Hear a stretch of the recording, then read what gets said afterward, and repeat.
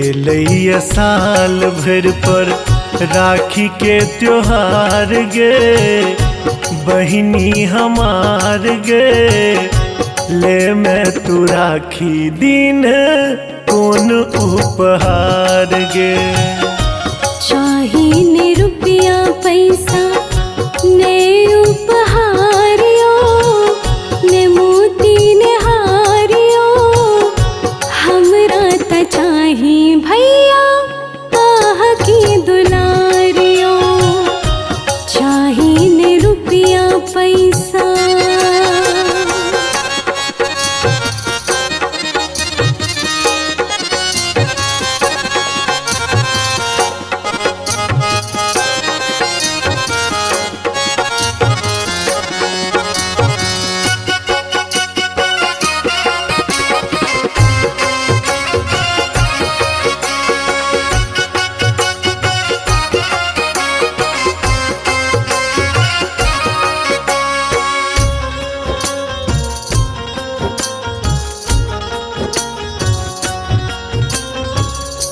हमर तोहरी नाता छे एक खून के।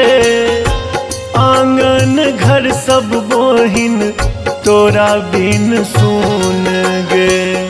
आही में बसैये प्राण हमरो सहोदर। एहन रिश्ता जग में ने भेटे ने दोसर। हमर तोहरी नाता छे एक खून के।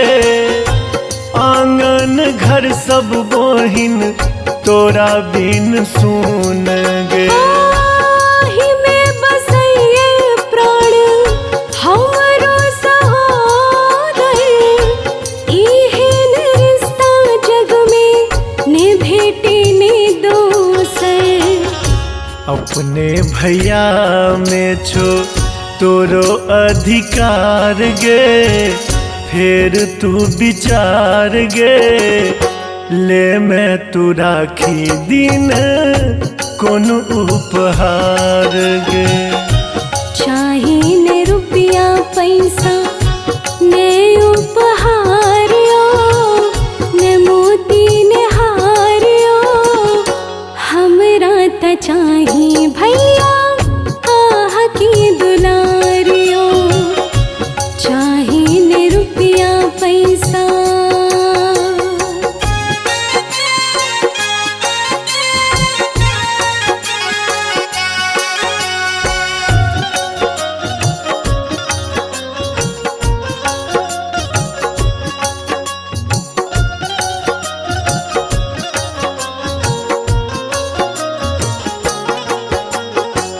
रखबो जीवन भर राखी के मान गे।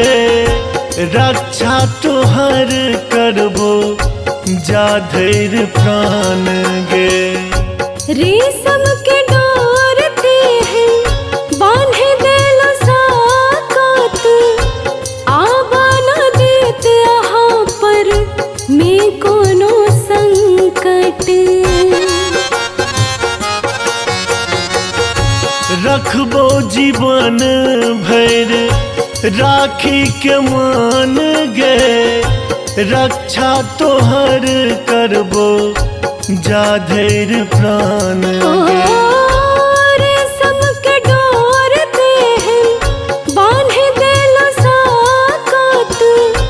आबा न देत यहाँ पर में कोनो संकट। बड़ा अनमोल तोहर रेशम के तार गे। बान्हल जे प्यार गे।